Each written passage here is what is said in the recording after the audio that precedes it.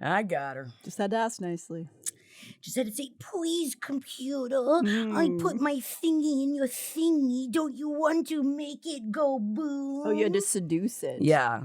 Well, my breasts are out. I mean, you do have spectacular... I didn't know Illyrians had such nice breasts. Well, you've never gone to a Blood Rite with old Jacko. I haven't.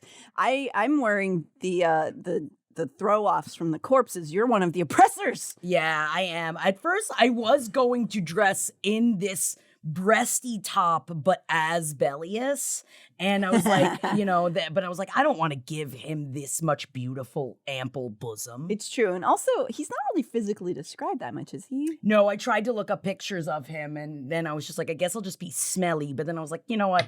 He's already been taken over by Briallyn. It's a whole thing, Yeah, I don't think anybody's ever made art of him because probably nobody wants to make love. Nobody wants to be kissing Bellius. I hope no, not. thank you. You need to unpack that in therapy, if so. Man, I unpack a lot of things in therapy, and oftentimes it is like, why am I a monster fucker?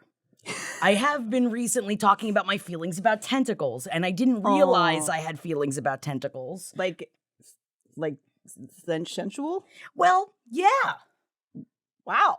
Okay. I'm reading A Soul to Keep, and he just kept, for many, many chapters, talking about how, his dick is not like a regular dick, and so I'm just like, oh, what's this dick gonna be? But here's the thing, is that it's got tentacles around it that come out and, kind of grab you, but sensually. Consensually? Very consensually. I mean, tentacle porn is a whole industry. I know. I really needed to unpack how I'm feeling about tentacles. And I understand that it is also just it's kind of the idea and the shapeology of a penis, the workings of a penis. Mm-hmm. Is it the tentacles or is it the man behind the tentacles? Whoa, I think it really depends on what the man behind the tentacles looks like and how many eyes he's got and if he's got fins. Because if there's one thing that I have learned about myself, talking to myself on Jackie's Book Club, is that I'm not into fins. Not into fins, not into gills. So, Therian. Not the other my book, thing. not your From thing. Crescent City, neither. not my thing. I think that I also unpacked a little bit when we did the Crescent City stream about how I just feel about Therian in general, but you're not finished with the book yet, so we can't talk about these but we will things. be doing a stream once we finish, probably a couple, because there's a whole lot in that book. Crescent City 3 is huge, and I just, I anaconditaed it. Yeah, you had a sick week right at the right time. It was the beautiful, perfect time. Not only to be sick, but my husband was out of town. So I literally just sat and read for days, and I'm just like, by myself. Yeah, I'm about a third of the way through, but I'm going to get a ton of it done this week. And man, woo, a lot happens. Ooh, baby. That's why I just kept being like, where are you, Natalie? Where are you in the book? Because I have no one to talk to, no one to talk to. Did I talk about it in therapy, though? Did I try to explain the entire plot of the book to my therapist? Yes, I did. Did she ask you why you wanted to tell her the plot? No, she understands. My therapist doesn't watch television and doesn't even own a television, so she's used to me trying to explain pop culture things to her. Not even she doesn't watch it on her computer or anything? Nope, doesn't. She doesn't like it, has never been into television. And at first I was like, how do I have a therapist that's not into television and doesn't know anything about pop culture? And then I was like, actually, it's kind of fun. And now I realize 2 years deep, it's kind of great because I can't talk about work. Oh, that's true. Yeah. So it is a beautiful, unless I want to try and explain thousands of pages of a book to a therapist, which, I mean, she's getting paid either way. She doesn't care. Yeah, if that's what you want to talk about. Right? I needed to unpack some things. What does she do with her time? Dude, I think she says she lays out in the sun and reads a lot, but she doesn't read books like this. She likes to read, nonfiction books. Oh, so she thinks she's better than me. I think, except the thing is that she's not the kind of person that would ever say that. Wow. I know, man. I know.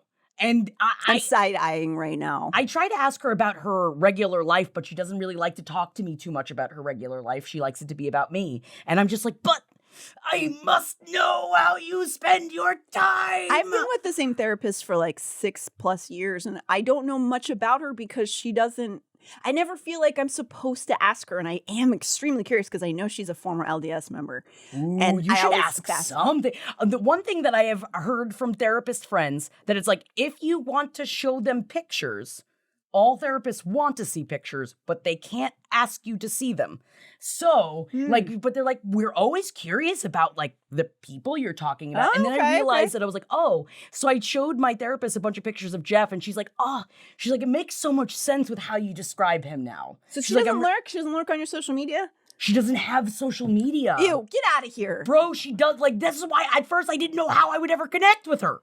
What are you doing? You're gardening, you're learning things all the time? She has a lot of fun with her dogs. I know that. I know she like takes them on, like, she's a single person, and I know that she goes on like trips with her dogs. She's not on Reddit all day? No, I don't know what Ew. I'm like, how are you supposed? I'm like, well, what about book talk? That sounds nice. What about talking about face smut? Yep. She understands at least what I appreciate. She understands the appeal and why I like smut so much, especially because it got me back into reading. And she's very pro me being back into reading. Now that, like, that is what I've been doing in my spare time, which is, I know that this sounds like a lot of people do that, but I never chose to spend my free time reading. I mean, you were a huge avid reader for a long time. I used to be, but that was when I was on like the train all the time, and when I was always like commuting and stuff. So I kind of fell off with losing the idea of having the train. And now I'm like genuinely just sitting. Jeff and I sat next to each other and read the other day. What are we? Librarians? That therapist is really rubbing off on you. She's very excited for me.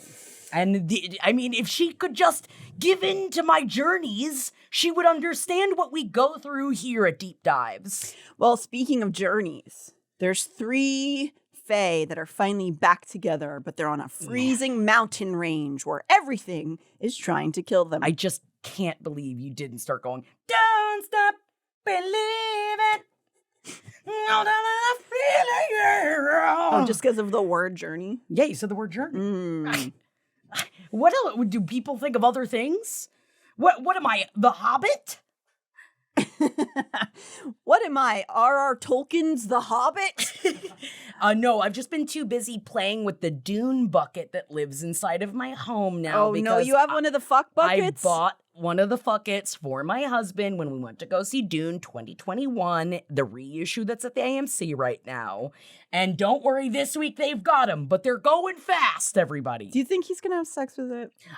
Every time we walked past an AMC employee and he was holding the bucket, I go, Jeff, don't put your dick in there. And he thought it was hilarious. He loved it. He loved how many times I said it. Loved it. His favorite. He's like, did you buy this for me just so that you can publicly humiliate me? And I said yes. Yeah. But it's also so that I could publicly humiliate him on every platform that I have so I can describe how he also has the fuck bucket. Well, you've also, though, admitted that he didn't ask for it. He did not. I bought it for him. So, yeah. Yes. You're technically, you're giving him a pass out of this. I tried to get him to put his penis inside of it. I offered.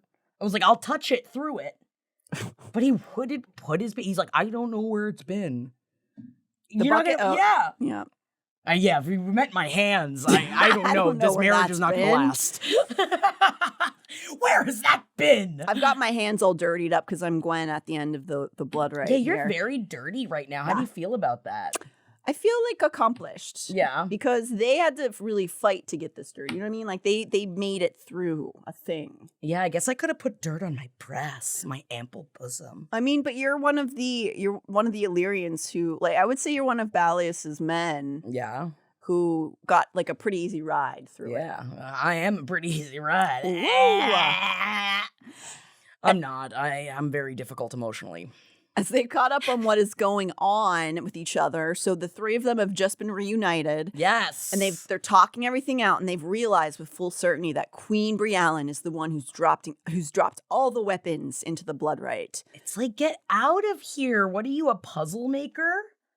Puzzle maker? Yeah, I just feel like she's making bigger puzzles. She's just like trying to like she's throwing cogs in the cogs in the wheels. In the wheels. Yep. Spokes. Yep. Yeah. That night they find each other, they realize they're going to have to sleep in a tree instead of a cave because there ain't no caves where they are. And that's not good because a lot of the creatures can jump. They tie themselves to a couple of branches, and they just have to cross their fingers that those creatures of the night won't think they're good snacks. Oh man, what a way. And not Frankenfurter from Rocky Horror Picture Show. But can you imagine how cute it would be if you found your snacks all tied inside of a tree? You'd be like, oh my God, thank you guys. Thank you guys like, for being so safe. It's like going to like a Costco. Oh, don't even get me started. I love a Costco. I know, I shouldn't have said the C word. You can't. You're getting me horny in all different kinds of ways. It's $60 for the membership. You're leaving money on the table. All right. They speak as they sit in the freezing dark, and Emery relates to them all that she knows about the rite the most. Since she knows about the rite the most, because she grew up around it and the people participating in it. So she reveals that very few have even made it to the base of the mountain of Ramiel, that none of her family ever did. And it's one of the reasons why her family resents the bad boys so much, because of course they made it to the top. Jealous much? Yeah, a little bit. It's like, don't even admit that Emery's family, because I think that's a sad thing to admit. I know. Don't you feel stupid? Yeah, you didn't even get to the bottom of the mountain. You just died instead. Dumb. Idiots. The mountain itself is jagged and sharp once you get to it. And she explains the pass of Annelius. This explanation rings different now that I've gone through parts of the New Crescent City. Interesting. That's all I'm going to say. But she tells them that Ramiel represents a great and ancient battle between the Fae and some long ago oppressors. That no one knows why their keepers were so desperate to reach this very particular stone at the top of Ramiel, but they did. Maybe it's because they were like rubbing it against their loins. Maybe that's what they do when they get up there. It was a nice shape. Yeah, and they go hump to hump, and then they do the hump to hump, and then they climb back down the mountain. That's a lot of work to sit on a rock. So is a hump to hump. You're right. On the way up to that peak, there is a natural archway that is surrounded by impossible to climb rocks, therefore making it a perfect place to hold the line if you're trying to prevent people from going upward. An ancient Illyrian named Annelius did just that. The pass is named in his honor. Though it's not the only path up to the top, there are a few of them around the mountain. It is one of the most notorious and the most difficult. I love that too, where it's like, yeah, well, did you do it like Annelius's way, or did you do it the boring way? Which I imagine all of it is hard, but this is like the hardest one. And so it's like, if you make it and you don't do the hardest one, it's like, did you even do it at all? Yeah, you get all the way to the top and you like get zapped out, and then they go, oh, you didn't go the Annelius pass? Well, I would say like take part, like shave. You should get your wings shaved down, not all the way taken off. You don't want a living death here, but just shave them down. Shave them down. Yeah, man. Why am I not surprised that's the one Cassian and his brothers took? Nesta grumbled.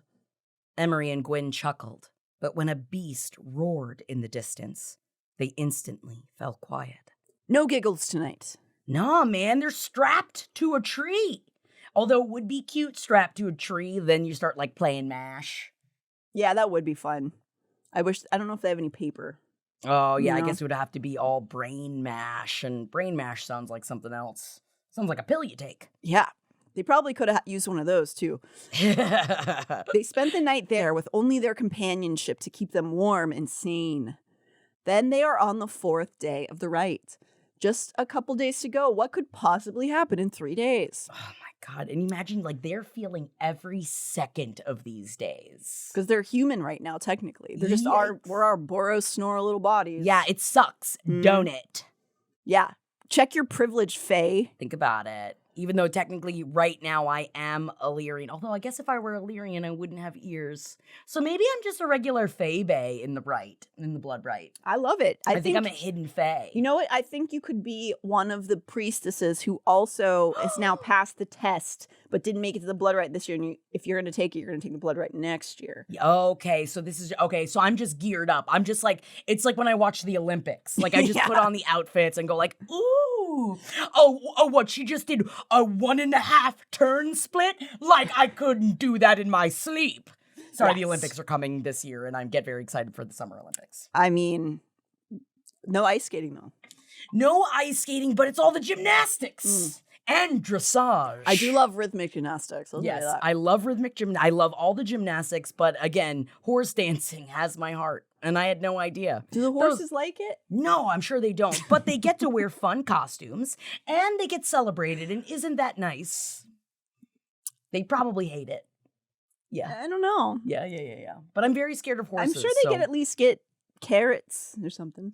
I hope so. I don't think it's not like the races. Like, I think that they're celebrated rather than killed at the end of it. I hope so. I guess I got to look into dressage if I'm going to continue to talk about it before then. Like, and then they cut off their hooves and they cement them to their ears and they can never hear ever again. They only dance because they put them atop coals. No, not coals on their hooves. No. That would be sad. They've gotten their bearings engaged so that it will take them several days to even reach the bottom of the mountain because they're very far away still. Yeah. And a very tight amount of time to attempt to get to the top once there, probably less than a day. Gwen, after climbing a tree to get the lay of the land, has told them that there is a ravine up ahead with a wooden bridge over it, leading towards the base of the mountain. They note that no one would have reached it yet as they would have cut it down already, so that bridge wouldn't exist anymore if somebody had already gotten to it. But also, I mean, I understand in the Blood Rite, you want to cut down the bridge, but someone has to do work.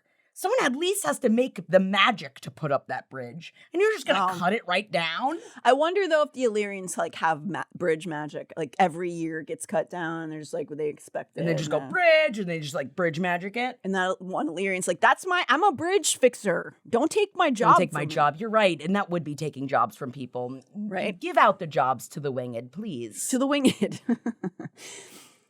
It will take them several hours at a fast pace to even reach that bridge, so they get some fire under their buns when they realize that. They make good distance, but as they approach, they realize they're not alone. 6 males right ahead. Oh, God.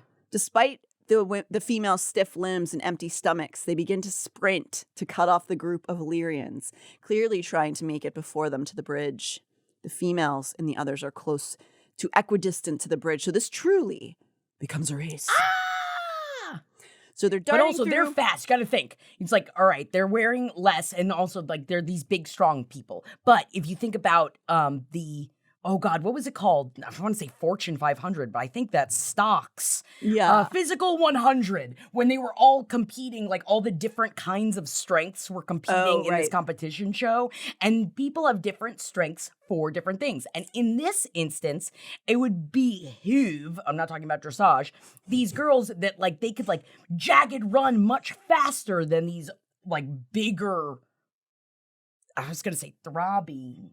Yeah, dudes. it's quite possible. But then you have to take into account, have those throbbing dudes had food the whole time? Right. Are they like better off? Because these are starving, cold, pretty fucked up females. Yeah, you're right. So we don't know. That's why so both sides, though, they see each other and they go, oh, we need to beat the other. And they both start bolting towards the bridge.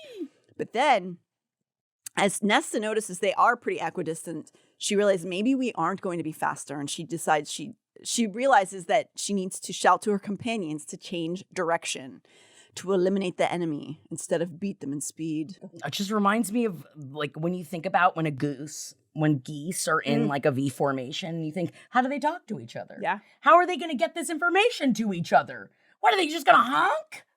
Yeah, they go, rah, And they go, oh, we got to veer to the right. yeah. And so because they've been practicing their Valkyrie lines, as soon as she turns, they follow her in perfect harmony and in formation. And she shifts her focus to the other group. The males who had already been aware of their competitors and were aiming for the bridge suddenly see just in time that these females are running at them and they pull their own weapons out. They execute a truly badass fight sequence that I want to see on screen. Oh my God. And then there's all this talk right now that they're like, don't worry. I hate how much they're saying, don't worry. The ACOTAR show is going to happen. They keep saying it is going to happen. And the way that they're saying it, I'm like, I feel like it's not going to happen. I forgot to say that at the top, I actually saw that Hulu dropped it yesterday. Really? Yeah. So what's going to happen? I don't know, but a lot of people are pointing out it's kind of better. It's not, if it's going to be anyone, it shouldn't be Hulu because it won't be edgy enough. Right. They'll cut out all the dark Yeah. in the fuck. And then like, what's the point? What is the point? Honestly, you could put it on Peacock. Just saying, started watching Couple to Thruple. I won't go down this road right now, but they show like explicit things on Peacock. I was Really? very surprised. I don't know if it's just because it might just be a streaming show, but like tits, you see like fingering happening. Jesus. Like you don't see actual V, but like you see literally a man's hand in this shape, in the finger shape, going in and out as he's eating a person out. On Peacock. I mean, that's a lot. It's a lot. I'm just saying, maybe you could throw it up on Peacock. I mean, hey, I would say anything a lot of people say HBO. Yes, I mean, honestly, let's do it right. Or I'd also see it as an anime. I think it'd be really good as an anime. I could see an anime. I could definitely see, but that's a really good idea. I love that. Yeah. Because, like, who's going to put the proper, like, are you going to make it right? Right. Or is it going to just be a green screen nightmare that makes everybody sad? Yeah, where we don't see any, like, pussy slapping, or we don't see any, like, tit grabbing. I mean, if there's not the sex scenes in it, it's not the series. It's erotica. You know what I mean? Yeah. And also, like, extreme violence. There's, like, huge violent scenes in this. And you're right. I do want to see this. I want to see all of the Blood Rite. I want to see it, like, raw. I don't want it to look too polished. I want to see this. I want to act this scene out, to be honest, but I want to see, like, vicious, you know? Yeah. Because they are doing this for survival. And so they've reached the males just in time as the males are pulling their weapons out. And they drop two of them almost instantly because they're fucking badass Valkyries. Yeah, yeah, they're so scared they're dropping their weapons. It's like, get your shit together, males. Nesta weaved and bobbed against another male, dagger to dagger. Each movement sang in perfect harmony with her breath. Each pivot of her body, her limbs, was part of a symphony. Regina George walked so Nesta Archeron could fly. Oh, yes. Instead of lacrosse, she channels her anger into absolutely slicing her foes into little tiny pieces. And hopefully she's not wearing pink because she will be found in the forest. Yeah, that would easily. be bad. She goes, yeah, slice! Punch, punch! Yes! Get, sweet! All of these months of training with Cassian pays off. Oh, yeah? What else are you doing with these Lyrians? They're sex. Oh, there's sex. Sex in the trees. Man, imagine trying to have sex while you're strapped to a tree branch. I would just probably abstain. Yeah, I'd wait. Nesta and her friends cut through these plebes like they're weeds. Nesta whirled to the next opponent, but her friends had halted. The males around them were down. Utter silence filled the snowy forest. Even the birds in the pines had stopped chirping. Valkyries, Emery said, eyes blazing bright. Nesta grinned through the blood she knew was splattered on her face. Hell yes. She did a swear. Yes. Yeah. And, it's just girls being girls. People want to know what we do. Yeah, it's like Galentine's is coming up. What do you think we're doing at Galentine's Day? This. Slicing down villains. Covered in blood. Yep. For Cassian, though, at the same time, these 4 days have been quite the opposite of how Nesta's has gone. While she's been dodging death around every corner, Cassian's mostly been sitting, and he hates it. Yeah, waiting, like, just to hear word if his mate is dead or not. And also, he's with Azrael, the spy, and they have to sit there and try to follow Eris, who he does not give a shit about. Azrael enjoys waiting in silence, but part of spying is you just sit a lot. And Cassian he's not a fan. He's a mover and a shaker. Mm-hmm. Especially I like to watch him move, baby. Yeah. I like to watch him shake. I don't like seeing you go, but I sure like seeing you leave a room. Right? Is that what that is? Whoa, smooth talking, Natalie Jean. What is it? I don't like seeing you leave, but I love watching you go. There we go. But now he's sitting here, especially it's hard when his love is trapped in a hellscape. Yeah. Azrael knows that it would be bad just to go up to the castle where they're spying and waiting for movement. So they have to sit out way behind, because if they just went and peeked in, there's all these wards and stuff. And Azrael's like, we can't just pop in there, bro. We got to wait. So since there's nothing but tricks awaiting them near the castle, they were like, well, we're just going to sit back here, I guess. Cassian expresses his fears about Nesta.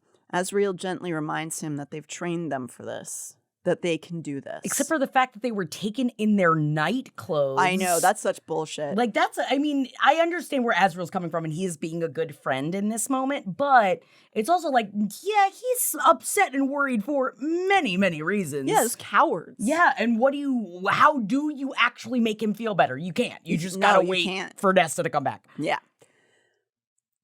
Just then, they finally spot movement outside of the castle. They launch into the sky and peer through the clouds. It's Briallyn with her entourage. And what's this? Eris. At her side. Not chained, not dragged, but passively riding by her side on horse. Not only that, but he still has the made dagger that Rhys has gifted him. This little bitch. So he's not transfixed, it looks like. So they think Cassian is filled with disgust and rage. He wants to fly down now and go medieval on his ass. But Azrael calms him down and tells him it would be much more valuable to trail the caravan. And so they do. Oh, man. They're on a stakeout now. Ooh, they're going to go follow him. Ooh. But it's not a sexy stakeout. No. There's no kissing at the stakeout. They're not in the shadows, just being like, what do these lips do? And then they find out that part is not. It's not right now. No. But it happens up here. But, sure. But at least they have something to do. They're not just sitting there, right? Right, yes. Back with Nesta, the trio is running full speed towards that one small bridge to the foot of the mountain. This presents a problem all on its own. But then, there are more Illyrians at their backs. They dodge the arrows that are being shot around them at their backs as they reach that first wooden plank over the ravine. Emery bounds over the ravine, bridge swinging wildly, Nesta right at her heels. But then, they hear Gwen scream. That's how she screams, I imagine. Oh, just the tiniest, shrillest of cries. Yeah. Is that a guinea pig or a lady? That's just Gwen. No, she's been hit in the thigh with an arrow. Oh, God. Nesta sees that she's down, and most likely we're just not going to be able to get up and run on that leg all the way across the bridge. Gwen tells them to go, to leave her, to cut the bridge. We can't leave you behind. They would never leave her behind. With only moments to spare, the males will be on top of Gwen. She's only at the very front of the bridge. She can't make it. Oh, God. With Emery and Nesta on the other side, they also won't have time to go back and retrieve her before the males appear. But Nesta has another idea. She commands Emery to tie their rope that they've captured from one of the other... Branch rope. It's probably branch rope. Branch rope? Branch rope. What's a branch rope? When they tied themselves to the branch earlier. Oh, yeah. Remaining rope from the branch. It is their branch rope. Their sleep rope. Yeah. Like they're the piñatas and the candy lives inside. Yeesh. They tie the rope around a tree and then Nesta ties the other end of it to an arrow since she'd retrieved the bow on that first day of the rite. We didn't learn archery, Emery breathed. But Nesta knocked the arrow in place, took aim, right at Gwyn, who eyed the rope tied to the arrow, the other end around the tree and Emery, and understood. My sister taught me. Nesta's arms trembled as she drew back the string. A long time ago. Yeah, sisters! It's like, yeah, sisters, but also, bitch, if you knew how to hunt, why weren't you out hunting in the first place? Well, she taught you how to do it. You should have been out there feeding your family, Nesta. That's why she hates herself. I get it. I mean, I understand. We've all had many a thought about Nesta and Nesta's journey. Her gurney. Yeah, don't stop believing. Don't do it. This is why. She has now in this space because she hated herself so much for what she did, which is, did you do anything? No. It's what you didn't do. That's what you didn't do. That's what you didn't do. The arrow aims true to Gwen, and she quickly grabs it, runs, limping on her wounded leg, contorted in pain, but manages to get to the bridge in time, just as she's finished knotting the rope around herself. With the males on her heels, she screams for Nesta to cut the bridge! Nesta brought the blade down upon the bridge's ropes. Even as the wood fell out from beneath her, Gwen still seemed to be running, then leaping into the open air, only that rope around her middle to keep her from death as she began to plunge. Anyone else immediately think of Temple of Doom?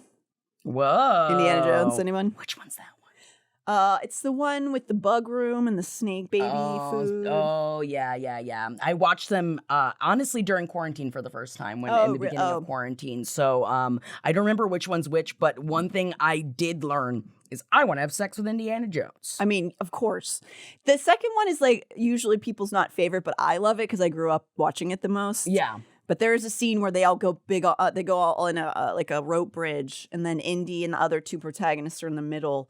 And then he goes like, he speaks to the little kid in another language. And then there's like racially insensitive villains that are coming at their backs, you know? Yeah. And then he just like puts the machete down on the bridge and they all go, and they like swing. And Yep. And then he looked into the camera and went, Jackie, will you kiss me? And I said, am I the beautiful object of which you see? I hope not, because you were like 5 when that movie came out, and that would make him a predator. Oh, it was nowadays. It was actually older Harrison Ford. And I still said yes. And I said, am I the Ally McBeal? No one's ever. McBeal now, no. Yeah, no one's ever looked at me and thought, Ally McBeal? Surprisingly. I mean, who can be? Surprising. As Gwen swings down with the gravity of the bridge swinging away from, you get what's happening. They go, ka-cha! The bridge goes down. She's tied to this rope, and so she swings, and the rest of them have tumbled into the ravine because they have nothing to grab onto. So they had chased her onto the bridge, but when that rope was cut, they just went straight down because they don't have wings. They must have been crazy not be able to use their wings. Yeah, and I also every time I Mass is so good at writing action sequences, and I am so bad at reading action sequences that I need to read them multiple times, usually to be like, okay, wait, they were both on the bridge, and wait, what's happening now? What is happening right now? Oh, okay. Oh, I remember the first time I read this, and I was just like, I don't know what the fuck Nesta thinks she's about to, okay, they're on the bridge, but what? I don't understand, fighting or violence enough to understand what the next actions are going to be. That's one of your weaknesses. You don't get violence enough, and I keep telling you that. I know. Maybe I need to start in my everyday life, and then I'll be called violence, which that's very fourth upsetting. wing. That's a fourth wing thing. Mm-hmm. Her name is Violet, but he calls her Violence. Get out of here. Sorry, it's different series. But yeah, so you kind of get it now, though. Like Gwen's running towards Nesta and Emery, and she does basically, but with just on her belly. Yeah, Tarzan belly. So Gwen is tied in, but it's going to take more than that to keep her alive. Emery and Nesta use all of their might to pull back on the rope and prevent it from snapping as much as they can. Their hands run through the rope as she swings down, and it rips the skin from them. Ouchie. But they don't let go, and the rope holds. Gwen slams into the wall face, the rocks on the side where, essentially she swings down on the same side of where Nesta and Emery await, but she's way down there. But she's alive. She survives. The males, yeah, but then you're just hanging on a rope off the side of the mountain. Exactly. I'd just be like, I'd rather be dead. Just let me go. Well, actually, in this case, probably Gwen is the easiest because now that Nesta's just ripped her hands to ribbons, she then has to use her hands to pull up to get Gwen to the ground level. But she does it. She breathes through the agony of it all. And then Gwen is there with her girls. But Gwen's wound is bleeding heavily because, if you recall, she's been shot by an arrow. And Gwen is not doing so hot. Yet the trio still manages to tell the Illyrians who have been left on the other side of the ravine to shut up when they scream fucking bitches at them, which is very fun. And also, good one Illyrians. Wow. Yeah, I think... fucking bitches! I think it's Emery says, think of something new to call us. Yeah. But they've passed over that ravine. They did it! Since they eliminated the most direct path before them, at the very least, they didn't encounter anyone else for the rest of the day's journey to Ramiel. So they've got that at least. There's no more of those Illyrians just coming around and oh, you fucking cunt! Yeah.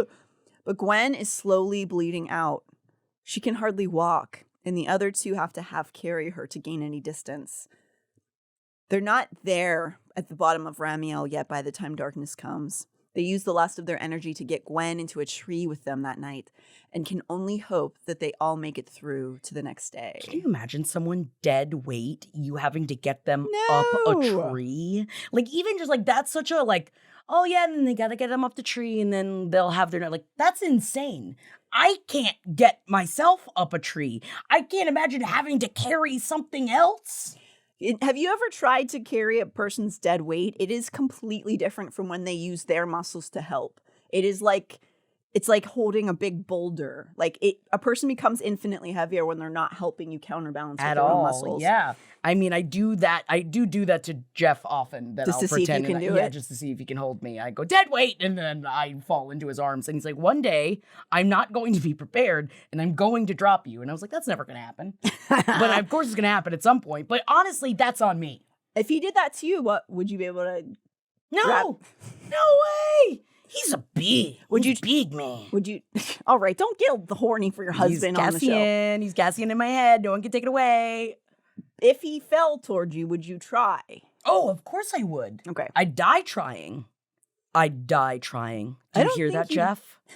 I don't think you'd have to die necessarily. What if it was either I catch him or I die?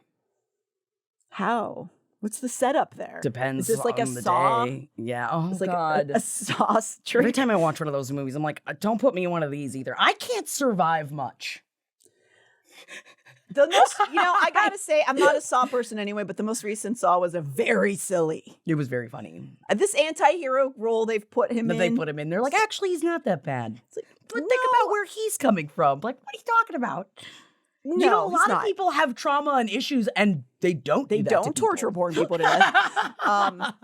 The kills, I will say, are disgusting. Have I already talked about it on the show? I've talked about it some show. I don't remember, but I imagine we have talked at least at each other about it because I always watch them, even though I don't like torture porn. I know. I don't know why I do, but every time I just still do. I think it's just like in the world of like, oh, you're a horror person, so I just go to see them. And sometimes I'm like, but I don't like this version of horror. I don't know why I keep watching it. And I think at least with the Saw franchise, there's not really like a sex element to it. Whereas like the Hostiles and like those sort of movies are a little bit more sexually torturous. Whereas Saw's more just like, oh, it's a moral tale. Right. That doesn't make any sense. It doesn't make any sense. Yeah, I don't need the sexual trauma sprinkled into my torture porn. I'm good. I'm good. Anywho, they are being torture porned kind of right now. Yeah. Ramio. So they go up in that tree and they do make it through the night, even though it takes all of the rest of the daylight of that day to make it to the next tree. They do make it to the base of the mountain that day. They made it to Ramiel. They did it. But because it's nightfall by the time they get there, they drag their bodies back up the tree. They can't move at night because of all them creatures. Mm-hmm. They have to wait for dawn. That morning, just before sunrise, Nesta looks up at the summit of the mountain. It seems so very far, but she notes that this is the special day that the seal of the Night Court is based upon. The day when Arctos, Carinth, and Orestes crown Ramiel. Ooh. Nesta remembers that Cassian told her that only 12 Illyrians have ever made it to this point. It's got to be hard to crown a whole mountain. That's a pretty big crown you got to get. Yeah, those stars are big. And the stars are blind as well. Paris Hilton, never forget. Now she's a mother. Even though the stars are crazy, even though the stars are blind, honey, with you, baby, I'll show you mine. Ugh. That's how she sings it. Is she pooping? Kinda. Do you remember the music video? I don't remember the video, actually. I can't believe you haven't been watching Stars Are Blind by Paris Hilton music video nonstop. From 15 years ago? Yeah. I'm sure that our editor will put one right here. Yes. I'll show you mine. Oh, wow. She's so beautiful. Yeah, man. Mother, too. She should have just not. It's fine. You know, she didn't have to have them. I imagine, got a bunch of nannies. She probably doesn't even have to look at those kids. What a way to be a parent. Good. Now that's how you be a parent. Don't even look at them kids. Don't even look at them kids. Yeah, he's barely looking. So, Nesta recalls that just them getting to the base of the mountain, they are officially Oristian warriors. They have made it to this point. Emery wisely, sanely points out that they could just stay here and take this title, order some pizza, have a gab session till the dawn of the next day. Nesta contemplates this and notes that there's probably somewhere they could hide until then. But it's the deathly injured one, Gwen, who speaks up to protest. Whoa. Emery tries to reason with her. Look, I know you want to keep going, but this is already a huge, massive accomplishment. And you had an arrow go through your leg, bitch? Remember? I don't know if you remember that. Remember when you used to have blood? Yeah. But now it's all out of you? They don't want to risk Gwen's life going forward. But something's changed in timid little Gwyneth. The Fae who was afraid to leave the library doesn't want to be safe any longer. Ooh. Doesn't want to be secure. She's done with being fragile. Yes. She tells them point blank, I don't want to take the safe road. She pointed to the mountain, to the slender path upward. I want to take that road. Bitch, you can't walk. Well, she's saying, you carry me up that Yeah, I want to go up that one. I want you to carry me up there. Which I understand this is supposed to be like a beautiful like strength moment. But it's really hard not to be like, bitches, y'all gonna drag my ass up that steep cliff. She's going to try. She's going to try to walk. She wants to go where eagles dare, if you will. Oh. She wants to do something new.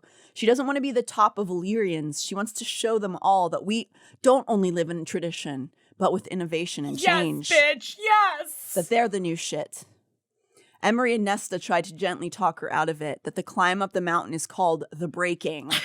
For even people in decent shape. I love that it's called the breaking. It's like, it's literally called the breaking. Can we like not do this today? But they're gonna Gwen's do like, it. nah, I'm doing it. Nah. Although I do understand that because I get the idea of like when there's a will, there's a way. Mm-hmm. And like if you're gonna do this, I don't want my wings to be shaved down. I want, and especially like you're like the first like, female or at least women. Yeah. It was starts to like male. No, female is the word, not woman. My brain. It's like, what world are we in? I don't what know. am I Which talking about right worlds? now? And they're already all jacked up, which I kind of get. You're just like, listen, we're already a mess. What's it gonna? We're just gonna sit here all. It's gonna be bad if we also just sit here. There's other Right. people are gonna show up or something. Yeah. And so I get that too. But Gwen knows all of the risks and she doesn't care. She begins to share her story with her friends here. The details of that day that Hybern invaded her sanctuary. The day her sister died. She was tasked that day with hiding the children from the warriors, and she had just succeeded in getting them underneath the kitchen floorboards when the soldiers arrived. She chose to remain because they would have seen the trap door if she had attempted to get in. Plus, no one would have been there to cover the door up. Saved the children. She'd saved, but literally not like the Tim Ballard kind. No. The soldiers walked in just as she got the trapdoor covered up with a bunch of the other priestesses captured in tow, including her twin sister. When Gwen wouldn't give away the children's location, the commander beheaded her twin sister in front of her. Also, can you imagine, she's known these other bitches for, I guess I would say months at this point. And, I feel like if I watched my twin sister get beheaded in front of me, I think it would be, the third thing I said. I'd be like, just so you know, I'm real fucked up. I watched my twin sister get beheaded, and I just need you to know that out the gate. So don't, bring up a sister. Don't bring up the word head in front of me. Yeah, don't say headache. Don't say anything like this. I've lost my head over this. Don't ever say it. I just feel like that would be, if I had that kind of trauma, I would lead first with that. She was too afraid when she first got there. She And didn't know that's how so to sad talk. too, though. Just thinking that she's just lives in such a fear that she doesn't even want to talk about it. Because has she processed it properly? I don't think so. No. And not only that, after her sister's head rolls across the floor, she gets assaulted by the commander. And she, when he was finished, he told his men to also assault her until she revealed where the children were. But just as that was about to commence, Azrael arrived. And then Moore and Reese. Just amazing shadow man. Just big, thick shadow man. Coming to kill them all. Oh my God. It's watching him come in and kill them all. I Yeah. know an eye for an eye, right? I'm sure I've said this on here before. I But mean, like, if they're doing that kind of thing, kill them. if they're I want them beheading dead. chicks and I stuff, want to, and they're doing all they're these doing other the things. bad I things. want to watch them die. I want to watch them be tortured. I know, eye for an eye. I want them dead. get him one of those saw contraptions. See that? I mean, honestly, that version of Saw that is only like people that do things like that. Yeah. Oh, I'll watch them saw the fuck out of each other. Yeah. Yeah, but like in the last Saw, that one of them in the contraption like stole money out of his wallet or something. It was just like, I know it's where's the line? like I mean, I'm not saying like don't do that, but you shouldn't saw them You shouldn't because have of to like that. cut your own leg off because of No. it. But then yeah, that's also why when Cassian like was cursing himself earlier in the book because he realized Gwen was like staring at Asriel and was like, "Oh fuck, I should have Should've warned asked her. I should have yeah. asked her if this is okay," because he saw her in this like horrible condition. Like he had to cover her with his cloak and stuff and like take her away. But so the Night Court people came in, they chased down the soldiers, and Moore helped heal Gwen's injuries. And then they took her down to the library, where she began the arduous process of going through all of that horror and trying to deal with it. And then one day, Nesta appeared. She explains that she began training because Katrine, her twin, would have signed up. But also... That just hurts my heart. It hurts my heart so much. She also explains that she doesn't wear the invoking stone like most priestesses because she didn't feel worthy after she didn't save her sister. But like, girl, what were you supposed to do? And you saved all those children. Like you did what you could. There was nothing you could have done to stop that from happening. No. You think you would have felt better if you handed over all the little kids? But also at the same time, that's what processing is for. And the fact that she hasn't been able to go through and forgive herself and talk out how she felt about everything. And then it all just lives inside of you like a toxic liquid that just bores through your soul. And it hurts me. I just want to take care of her. That's why the library's there. Yep. Yeah. Oh, that's why Reese is such a good man. I'm sorry, good male. Oh. Then Emery tells her story, how her father beat and punished her every day he was alive. What is wrong with these people? I just want to kill all of these men. That he had beaten her own mother to death as well. And then made Emery dig her grave? Jesus. What is wrong with everyone? But he was a charismatic leader in the community, and the rest of the people in their village only knew him as an upstanding and trustworthy member of their society. She was alone in her suffering. Not to mention he forcefully clipped her wings even though she fought against it.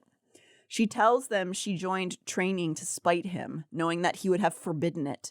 She wanted to get his voice out of her head, and she also, of course, wanted a way to protect herself and in honor of her mother, who she wasn't able to save because she was a little kid. Then and having to deal with all of that guilt too, even though it wasn't she your didn't fault. she didn't even get to go to the library. Jesus. She had to just keep running a business. Ugh. Then it's Nesta's turn.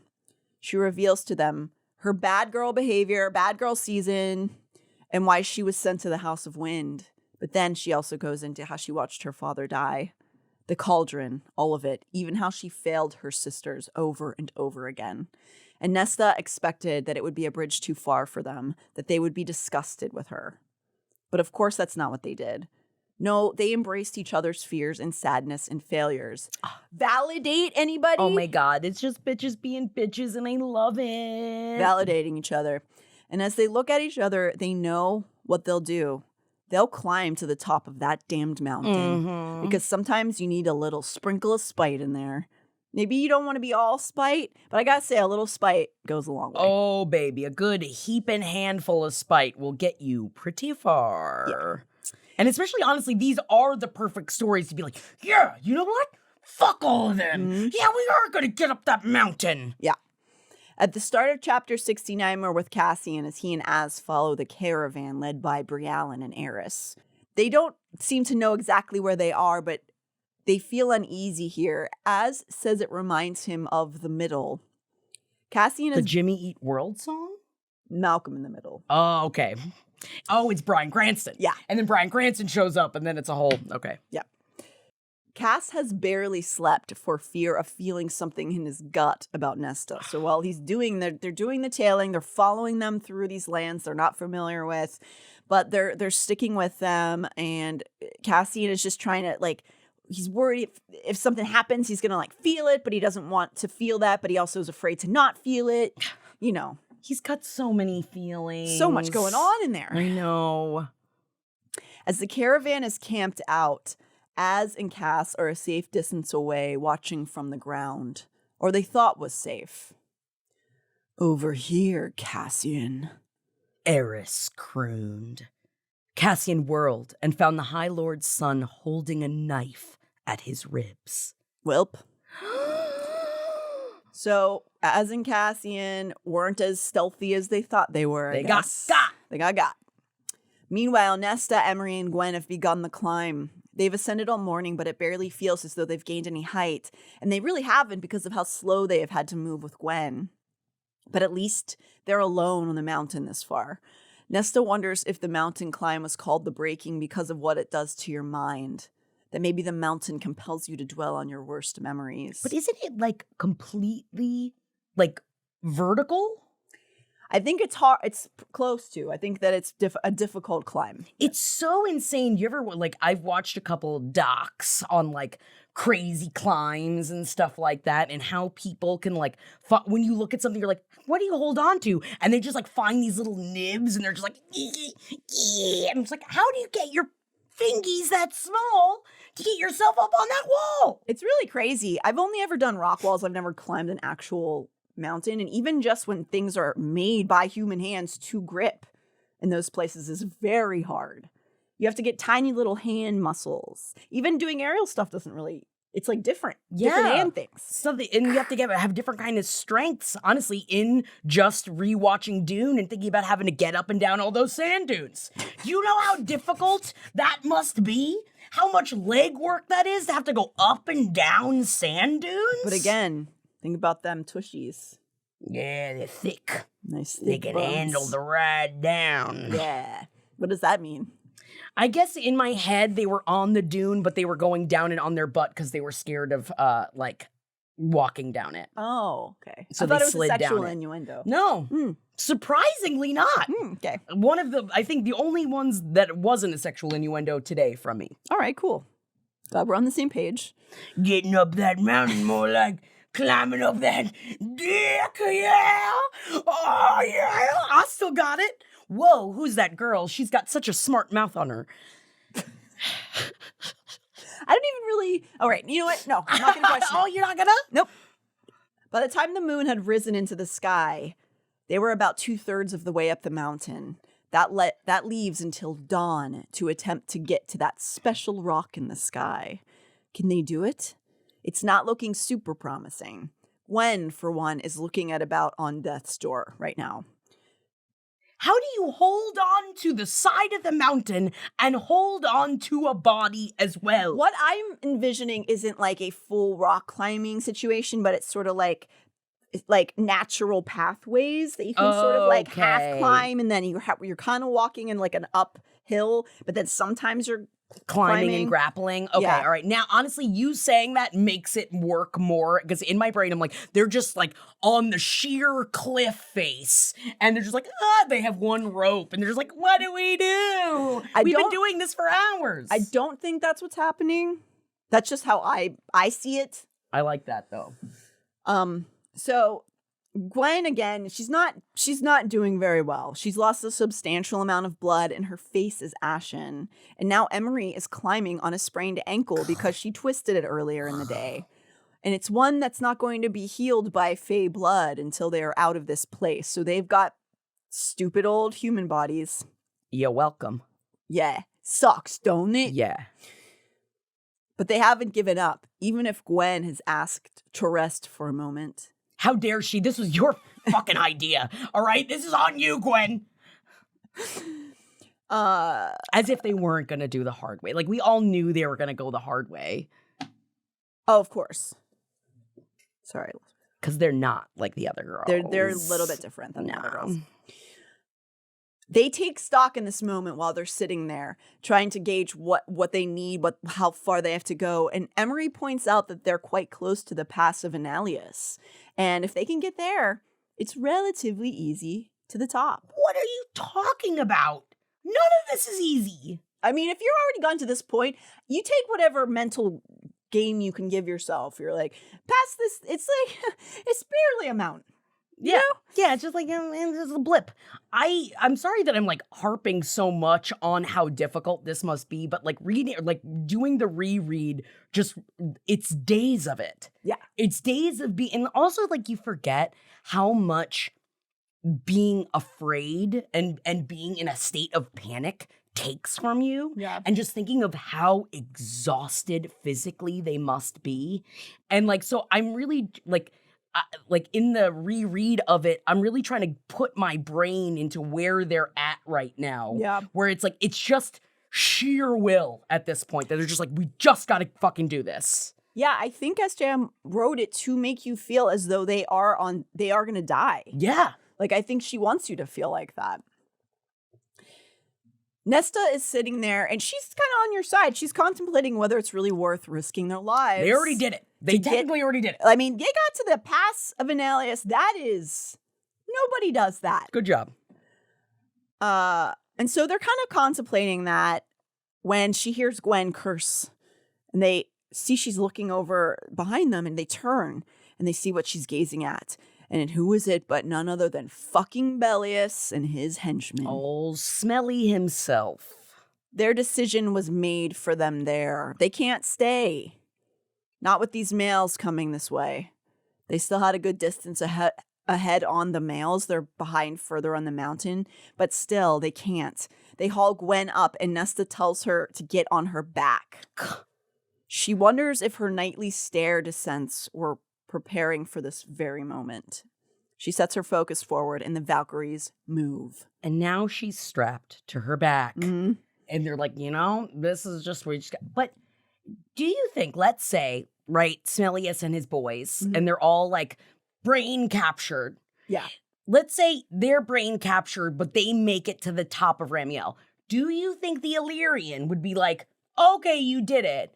Or do you think they'd be like, you kind of were like brain captured, so this doesn't really count? Do we know? I guess we do know for certain they are all brain captured, right? Yeah, because they've got the glossy eyes, right? Yeah, I guess so. I just wonder if they'd be like, against the Illyrian code. I kind of feel like they are cruel enough that they would just say, this isn't You count. gotta do it again. You gotta go again. You gotta fucking do it again. I just, come on, man. Just give me like a MVP. Or give me a, oh, you did it. I mean, how nice would it have been, though, that you were completely under a spell. You didn't even know you were doing the Blood Rite, and you get to the top. You're right. You'd be like, that's how good I am. Yeah. It's pretty great. Meanwhile, Cassian curses at Eris as he holds Nesta's dagger to Cassian's ribs. You son of a bitch. That was a gift. That was a present for you, man. Using it against us. Eris does his general villain talk. Oh, you Night Court members are so dull. And he calls Morrigan the Morrigan in that little statement he makes. And then they kind of both stop. Wait a second. That's not how Eris would have framed that. He hasn't betrayed them. He has been captured. Bum, bum, bum. And he's been entranced for the mother knows how long. And then Briallyn appears in the forest where they stand. Old bitch, young bitch. Old bitch, young bitch. Nesta, Emery, and Gwen, meanwhile, stand before the Pass of Annalius. Emery had paused only long enough to run a bleeding hand over the stone, her dirty face full of wonder and pride. I am standing where none of my ancestors have been before, she whispered, voice choked. But Nesta can't stop, because if she does, she knows she's not going to get up again. So the three of them pass through. I know, it's like, all right, Emery, yeah, we were so happy. Let's talk keep about going. Later, okay? They're facing the final and last climb. Not very easy rock face, of course. But they are so close. And the moon, in that moment, is also heading towards the horizon. The dawn is also coming. But as Nesta reaches for Emery's outstretched hand, who is ahead of her, Nesta's spent knees give out, and she face plants and then slides backwards, clinging to Gwen so that she doesn't herself fall into jagged rocks. Down and down they slide. Nesta collided with someone hard. No, not someone, though she could have sworn she felt warmth and breath. She'd hit the archway of stone. They'd fallen all the way back down to the pass of Annalius, dangerously close to the males who pursued them. So it's interesting. She's saying the pass of Annalius feels alive. As though somebody or something's there with them. Emery runs to where the two have fallen and both thankfully have survived. Now, however, they've backtracked and the males are getting dangerously close to them. And Nesta realizes something.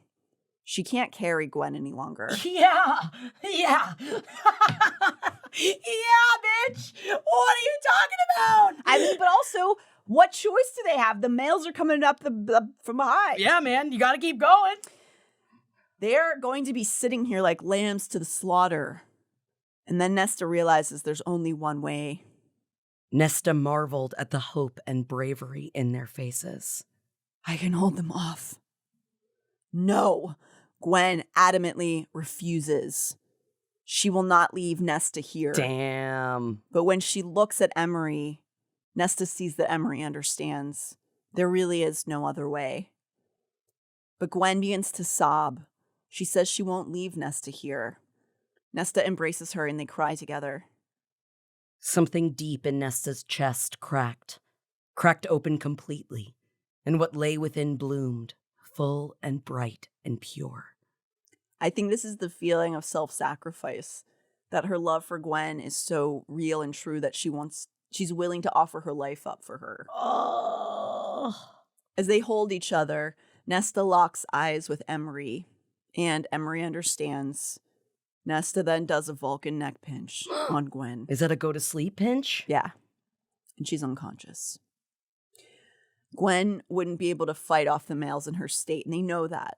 Nesta can at least have a chance of fighting them off. But also think of how destroyed her hands are and, like, her body, and just, like, having to hold a sword at that point. Yep. Oh. Yeah, it would suck. But she's better off than Gwen, who's about to literally pass away. You right. Emery assures Nesta that she will fight until her last breath to get her and Gwen to that stone, or at least try until the dawn comes.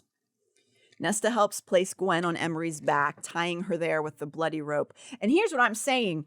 Before Gwen was at least able to use some of her strength to hold on, now there is just a boulder on top of Emery's back. That would suck. Oh, yeah, because she's fully unconscious now. Yeah. Emery begins to cry and offers Nesta to come with them. Just come. But Nesta knows she must stay and give her friends a fighting chance to survive. She tells them she's paying a debt, even as Emery protests that there is no debt for their friendship. But maybe Nesta means that this debt is for all of the times she's been a wretch and didn't help and didn't save. Like when she didn't help her sisters? Yeah. Yeah. So she might feel like that's the debt.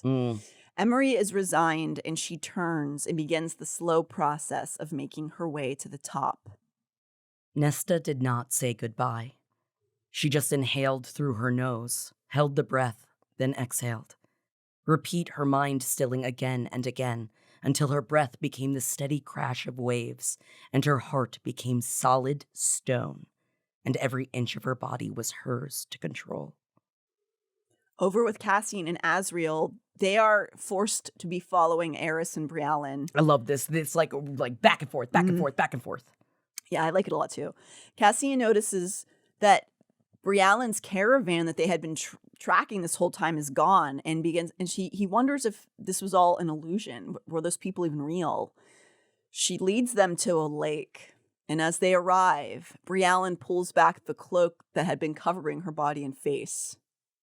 There was nothing there. The material fell and pooled on the stones. Eris's face remained blank, empty. Creepy! she ain't got no face. She was old and now she's not young. Oh no, old, she ain't got no face. I mean, better to be invisible than to be old, right? Am you're I right. I mean, Martha Stewart feels that way. She's been being very open where she's like, yes, I've had a bunch of plastic surgery and also I'm never going to look old. And I was like, good for you, love her. bitch. She Love just did that. a bikini shoot. I know that some people would argue that's not feminism. I disagree. I think it's great. I think she's fucking owning herself and she has openly said, I never want to look old. Good for you, man. When there's a will, there's a way. Also, be a woman in your 70s or 80s and put on a bikini if you want to, because I sure as fuck am. Hell yeah. Who are you? Azrael demanded. But Cassian knew. Koshki. He whispered.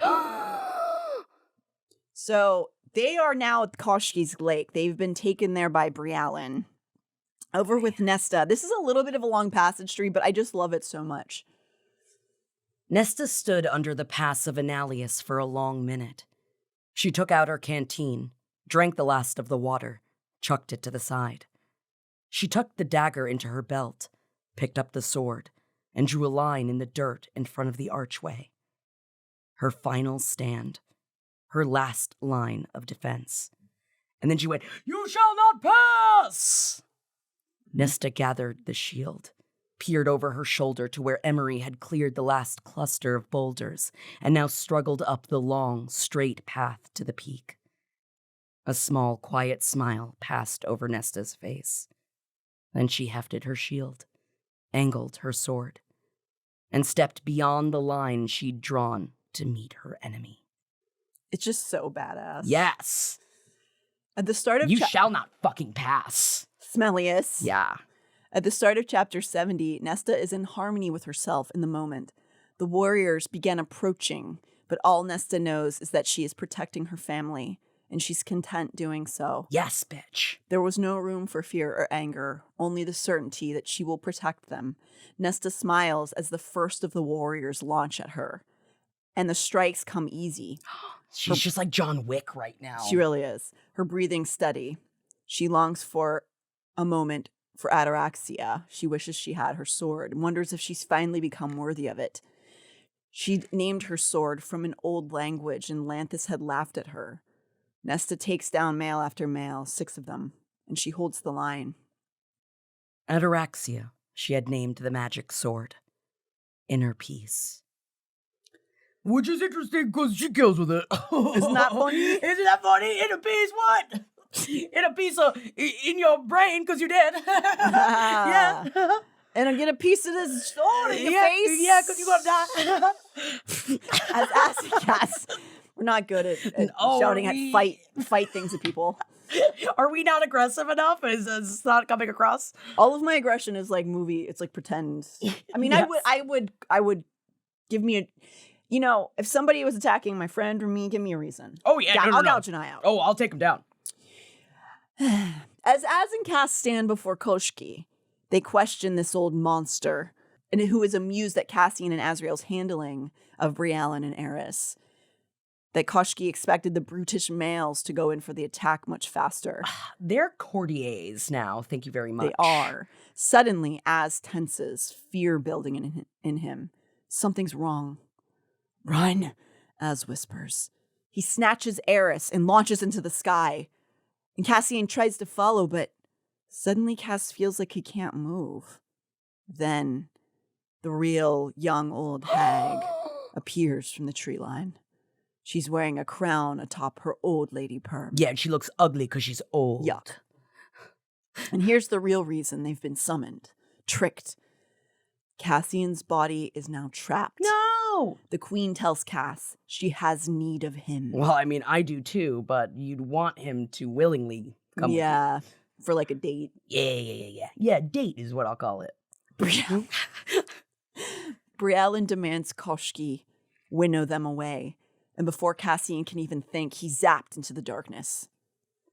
Nesta is now covered in blood, her body trembling with exhaustion, but she's leveled these Illyrians, who were thrilled at the prospect of fighting 3 vulnerable females, but instead, quote, found death. Mm-hmm. But one male remains standing. Nesta risks a glance behind her, and she sees that Emery is still fighting to climb up those rocks with Gwen. She's struggling hard, but she's so very close. Whether she or the Dawn would arrive first is yet to be seen. Bellius watches Nesta and calls her a whore because, of course. Again, great one. Wow. Good one. job. Oh, so good. He's all casual and he doesn't look injured at all. He's even rested, maybe. He mockingly tells her it's cute she drew a line in the dirt just like their ancestor did at this place. But Nesta didn't know that that was part of that story. She just did it because it seemed right. Because she's not like the other girls. Apparently she's not. No. Bellius points out that it didn't end well for Annalius, that after 3 days of fighting warriors off at the pass, he climbed to that rock and died there. Which is why all of the Illyrians do this, quote, stupid thing every year. Okay, even Smellius can understand it, like, that's badass. You can't be like, that wasn't even cool. But my question is, you're a whore. Is that him, or is that the entrancement of old young hag? Dunno. I don't know. Bellius, facing the peak above, suddenly his face is brighter in Nesta's view as something flashes. Without even looking, Nesta smiles at Bellius's rage because Emery fucking got there, bro. Fuck you, bitch! Emery touched that motherfucking rock, bro. Yes, she did. But Bellius informs Nesta he doesn't care about winning. And then he throws himself towards her. And also, you know that you definitely care about winning, Bellius. Yeah, he pretends like, I don't even care. No, not cool. At chapter 72, Nesta knows that she has mere minutes to survive, that if she can hold him off for these moments, her power will return and she could crush him into powder. But ultimately, she doesn't care because her friends are gone. They made it. They are safe. She blocks his first swing with her shield, but she is so tired, and she knows she doesn't have a lot left to give, and Bellius's hatred runs so deep, gives him such momentum. Well, she would fight him until she couldn't any longer. Damn. Badass. A snowstorm picks up around them, and lightning flashes, and old mother dies. Yeah. She is slower than him now. There's no denying. He manages to slam her shield out of her hand. In her weariness, she looks over at the shield just long enough for him to knock her sword from her hand as well. Bellius laughs. She moves and dodges Bellius's thrusts, but many of them hit, and soon she's covered in shallow slices, blood trickling out from a dozen cuts. One of the blows knocks her onto her back. Nesta tries and fails to move. She's wrecked. Bellius approached, tossing his weapons aside. Doing this with my bare hands will be so much more satisfying. We just want to kill you. We don't like you. Don't like you. A voice from within Nesta tells her to move. She realizes in that moment she doesn't want to die. Yes, bitch. She wants to live deliciously. Yes. Oh, she's going to be the bitch now. Yes. It's not enough that her friends were safe. She wants for herself too. Her name is Nesta Archeron. You killed her father. Prepare to die. She gets herself up to her feet. Bellius seems delighted by this, like he enjoys the struggle, doesn't want it to end too fast. He laughs again and asks if she thinks she can fight him hand to hand. Blood flowing freely from her face, she smiles and says she does. Surprise. As he comes at her, he swings, but Nesta blocked it, driving her fist into his nose. Bone crunched. Bellius howled, falling back a step. And Nesta hissed. Because my mate taught me well. Yeah! Yeah, she said it! Yeah! And it's as though the word mate coming from her mouth has given her a new source of power. Yeah! The thought of Cassian, of their future. But even Cassian can't give her life force back, and she can only just hang on in the fight. He slowly pushes her back towards the line she'd drawn. He's gaining on her, the punch to her cheek knocking her down again. Over the line this time. She backs away, rubbing the line out with her. But no matter, her friends are gone now. They've been saved. But she wants to live. She wants to live! She doesn't want to die at the hands of this loser coward. Hell yeah. Bellius snarls that he's going to enjoy slitting her throat. But she's spent, done so. He lifts the knife up, but then instead of her blood, his blood sprays everywhere. What the? Asbelius drops, his own blood pouring out of his throat through the stab wound that just appeared. He drops and reveals Cassian. Cassian? Cassian has appeared. What? Isn't this against the rules? Yeah, it should be. Whatever, she saved. She watches him reach down to give her his hand. Not to save her, but to help her. Because equality. Yeah, and he knows that she's strong as well. But she forgot her pain, the death around them, as he folded her into his chest and held her tightly, whispering tenderly into her bloody hair. And now I'm going to slit your pretty little throat. No! We cut to Cassian's POV, and we realize he is a prisoner in his own body. Oh my God! He can only observe in horror as his body clamps down his arms onto his mate, not in love, but in possession. No! He screams in his head, screams for Nesta to hear him, screams at his own body, but it was to no avail. Cassian! Nesta said, struggling. Kill me. He silently begged her. Kill me before I have to do this. But he can't let go. He can't obey you, Nesta Archeron. Rasped an old bitch. Sorry. Rasped an old, withered voice from behind Nesta. He's mine now. The queen releases Cassian's arms from Nesta so that she might turn around to face her. Presenting her to Briallyn, who wore the crown atop her thin, white, ugly, old hair. Ah, no! She's got the crown! She's wearing it, she's doing it, and she's still old. That's what you fucking That's what you get. That's what you get. You still old. Oh, just because you got a crown on top of you. It's like, oh, maybe I'm young. Am I young? And you're not. You're old. Yeah, you can't do anything with your own body. You got to make other people do stuff. Now, how does that feel? Yeah, and also, like, it is, like, a good idea to, like, use the mate in this scene. Yeah. It's very, very smart. It's very upsetting. It's so upsetting.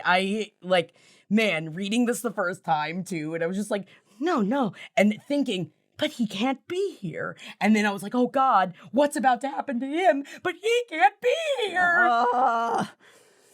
I'm very excited, though.